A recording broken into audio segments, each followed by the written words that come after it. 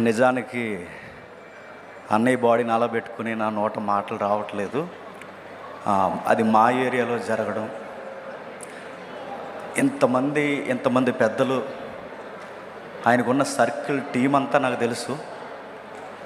అంత ఉన్న అనాథ శవన గల రోడ్డు పక్కన పడిపోయేసరికి నేను చాలా చలించిపోయాను. ఆ రోజు ఫస్ట్ టైం మా దగ్గరికి మీటింగ్కి వచ్చినప్పుడు మణిపూర్కి సహాయం చేయాలనే విషయాల్లో మేము మాట్లాడుకుంటున్నాం.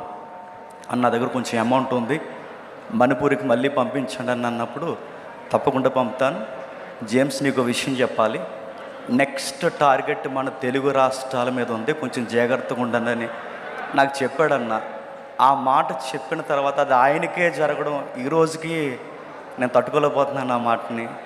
మాకు జాగ్రత్త చెప్పిన ఆయనకే మొట్టమొదటి ప్రమాదం జరగడం, తెలుగు రాష్ట్రాల మీద మళ్ళీ కన్ను పడింది, జాగ్రత్తగా ఉండండి అని. ఏది ఏమైనా మరలా ఇంకా ఏ సేవకులకి ఇలా జరగకూడదని కోరుకుంటున్నాను. మన క్రైస్తవ్యంలో ఒక ఐక్యత ఉండాలి. ఇలా జరుగుతుందని దీన్ని ఫాలోఅప్ చేసే పెద్దలు ఉండాలి. చనిపోయిన తర్వాత ఎంత సానుభూతి చూపిస్తున్నారు, ప్రమాదానికి ముందే అందరూ ఒక ఐక్యతతో ఉంటే ఇంకా బాగుంటుందని మనస్ఫూర్తిగా కోరుకుంటూ అన్నకి ఆయన కుటుంబానికి నేను ప్రగాఢ సానుభూతి తెలియజేస్తున్నాను. సరే.